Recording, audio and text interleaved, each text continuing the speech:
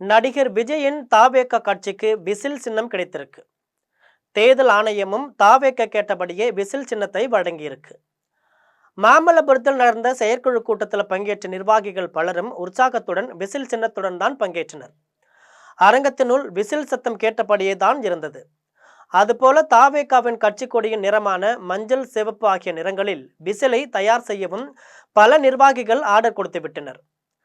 தற்பொழுது விஜய்க்கு விசில் சின்னம் கிடைத்த பின்னணி பற்றி புதிய தகவல் வெளியாகியிருக்கு. அதை பற்றி ஜெம் தொலைக்காட்சி வழங்கும் சிறப்பு செய்தி தொகுப்பை தற்பொழுது பார்க்கலாம்.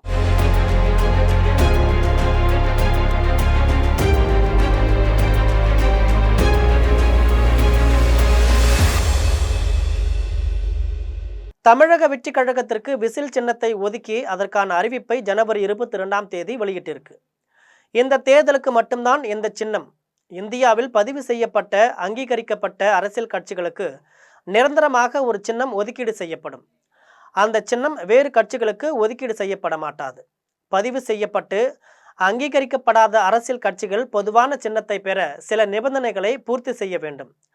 அப்பொழுதுதான் அவர்கள் கேட்கும் சின்னம் கிடைக்கும். அந்த வகையில் தாவேக கடந்த வருடமே விசில் சின்னம் கேட்டு தேர்தல் ஆணையத்திடம் விண்ணப்பித்து விட்டது. ஒருவேளை விசில் சின்னம் தங்களுக்கு கிடைக்கவில்லை, டெல்லியில் பாஜக லாபி செய்து கிடைக்காமல் செய்தால் அதற்கு ஒரு மாற்று ஐடியாவை விஜய் வைத்திருக்கிறார். அப்படி விசில் சின்னம் கிடைக்கவில்லை என்றால் எப்படியாவது காங்கிரஸ் கட்சியை கூட்டணிக்கு இழுத்து அந்த கட்சியின் கை சின்னத்திலேயே தமிழகத்தில் 234 தொகுதியிலும் போட்டியிட விஜய் திட்டமிட்டிருக்கிறார். விஜய் போட்ட இந்த திட்டத்தை டெல்லி பாஜக தலைமை எப்படியோ மோப்பம் பிடித்து விட்டதாம். இந்தியாவில் காங்கிரஸ் கட்சியை இல்லாமல் செய்துவிட வேண்டும் என்று பாஜக கங்கணம் கட்டி கொண்டிருப்பது அனைவரும் அறிந்ததே. அதே போல வட மாநிலங்களில் கிட்டத்தட்ட காங்கிரஸ் முடிந்து போனது. தமிழகத்தில் மட்டும் திமுகவுடன் ஒட்டி கொண்டு மூச்சு விட்டு கொண்டிருக்கிறது. அப்படி இருக்கையில விஜய் தமிழகத்தில் கை சின்னத்தில் போட்டியிட முடிவெடுத்தால் அது காங்கிரஸ் கட்சிக்கு பெரிய அட்வான்டேஜாக அமைந்துவிடும் என்று பாரதிய ஜனதா கட்சியின் மேலிடம் கருதியிருக்கு.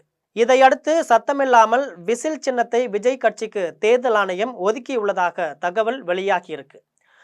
இப்போது காங்கிரஸ் கட்சி திமுகவுடன் இருந்தாலும் சீட் ஒதுக்கீடு செய்யும் போதுதான் பிரச்சனைகள் எழ வாய்ப்பு இருக்கு. இதனால அப்போது காங்கிரஸ் கட்சி விஜய் பக்கம் போனாலும் இனிமேல் தாவேகா விசில் சின்னத்தில் தான் போட்டியிடுவார்கள் என்பதால் பாரதிய ஜனதா மேலிட தலைவர்கள் நிம்மதியாக உள்ளனராம். மாமல்லபுரத்தில் நடந்த செயல் வீரர்கள் கூட்டத்தில் முக்கிய நிகழ்வாக கட்சியின் தேர்தல் சின்னமான விசில் கூட்டம் முழுக்க பயன்படுத்தப்பட்டது. தனது ஸ்டைலில் உரையை தொடங்கிய விஜய் தனது பிகில் திரைப்பட வசனமான கப்பு முக்கியம் பிகிலு என்பதை மேற்கோள் காட்டி தொண்டர்கள் உற்சாகப்படுத்தினார். எனினும் அவரது பேச்சு வழக்கமான அரசியல் விமர்சனங்களையே கொண்டிருந்தது. அழுத்தமா நமக்கா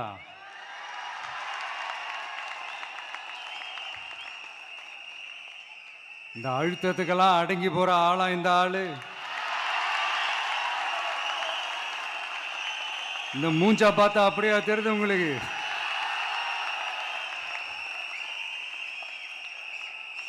அதனால அப்படியெல்லாம் நடக்காது. அதுவும் முக்கியமாக நம்ம கிட்ட அதெல்லாம் நடக்கவே நடக்காது. ஆனால் அழுத்தம் இருக்குதான்னு கேட்டிங்கன்னா இருக்குது. அது நான் இல்லைன்னு சொல்ல வரல, நமக்கு இல்லை, மக்களுக்கு. பாஜக மீது கடும் தாக்கு, ஜனநாயகன் பட பிரச்சனை போன்றவற்றை பற்றி அவர் பேசவே இல்லை. ஆளும் திமுகவை தீய சக்தி என்றும் அதிமுகவை ஊழல் சக்தி என்றும் சாடிய அவர் இரு கட்சிகளுமே மறைமுகமாகவோ அல்லது நேரடியாகவோ பாஜகவிடம் சரணடைந்து விட்டதாக குறை கூறினார். 2026 தேர்தலை வெறும் தேர்தலாக பார்க்காமல் ஒரு ஜனநாயக போராக கருதுவதாக அவர் குறிப்பிட்டிருக்கிறார். அதே வேளையில செயல் வீரர்கள் கூட்டத்தில் கூட்டணி பற்றி ஏதாவது முக்கிய அறிவிப்பு வரும் என்று தொண்டர்கள் எதிர்பார்த்தனர். அல்லது அதிரடியான புதிய மக்கள் நலத்திட்டங்கள் பற்றிய அறிவிப்பு வெளியிடுவார் என்று எதிர்பார்க்கப்பட்டது. ஆனால் பூத் கமிட்டி மேலாண்மை மற்றும் உட்கட்சி ஒருங்கிணைப்பு குறித்த ஆலோசனைகளோடு கூட்டம் முடிஞ்சது. நாங்கள் ஏதேனும் ஒரு பிரேக்கிங் நியூஸ் வரும் என்று எதிர்பார்த்தோம், ஆனால் அறிவிப்பு இல்லாதது ஏமாற்றத்தையே அளிப்பதாக சில நிர்வாகிகள் தெரிவிச்சிருக்காங்க. விசில் சின்னம் கிடைத்தது மகிழ்ச்சி தான், ஆனால் திராவிட கழகத்தில் இருந்து நாம் எப்படி மாறுபடுகிறோம் என்பதை காட்ட இன்னும் வலுவான திட்டங்கள் அல்லது கொள்கை மாற்றங்கள் தேவை. ஒரு மாத மௌனத்திற்கு பிறகு நடந்த இந்த சந்திப்பு பிரம்மாண்ட அரசியல் மாற்றத்திற்கான தொடக்கமாக தெரியல என்றும் சிலர் ஆதங்கப்பட்டாங்க. அதே வேளையில விஜய் தனியாக தேர்தலை சந்திப்பதன் பின்னணியில ஆதவ் அர்ஜுனா இருப்பதாகவே பலரும் கூறுகின்றனர். இவர்தான் விஜய்க்கு பல தவறான தகவல்களை, வாக்கு சதவிகிதம் குறித்து தவறான புள்ளி விவரங்களை கூறி என்டிஏ கூட்டணியில சேரவிடாமல் தடுத்துள்ளதாக தகவல்கள் இருக்கு. எப்போதுமே ஒரு கட்சிக்கும் எம்எல்ஏக்கள், கவுன்சிலர்கள் இருந்தால்தான் மக்கள் பணி செய்து மக்கள் மத்தியில நல்ல பெயரை பெற முடியும், மக்களின் நம்பிக்கையை பெற முடியும். சீமான் தனது கொள்கை என்று கூறி தனித்தே நிற்கிறார். கட்சி ஆரம்பித்து 15 ஆண்டுகள் ஆகியும் ஒரு எம்எல்ஏவை கூட அவரால் பெற முடியல. முதலில் அவரது கட்சிக்கு 8% வாக்குகள் இருப்பதாக சொல்லப்பட்டது. இப்பொழுது அதுவும் குறைந்துவிட்டது. கட்சிக்குள் எம்எல்ஏக்கள் இல்லாததால இதுவரை நாம் தமிழரால் சட்டமன்றத்தில் தங்கள் கருத்தை பதிவு செய்ய முடியல. ஏனென்றால் சட்டமன்றத்தில் பேசுவதுதான் வரலாற்று பதிவாக அமையும். அதுதான் அவை குறிப்பு. அவை குறிப்பில் இருந்து இந்த வார்த்தையை நீக்க வேண்டும், அந்த வார்த்தையை நீக்க வேண்டும் என்று கட்சியினர் சண்டை போட்டுக் கொள்வது இதற்காகத்தான். இந்த வாய்ப்பு இன்று வரை சீமானுக்கு கிடைக்கல, அவரது கட்சிக்காரர்களுக்கும் கிடைக்கவில்லை, மக்கள் மத்தியிலும் நம்பிக்கையை பெற முடியவில்லை.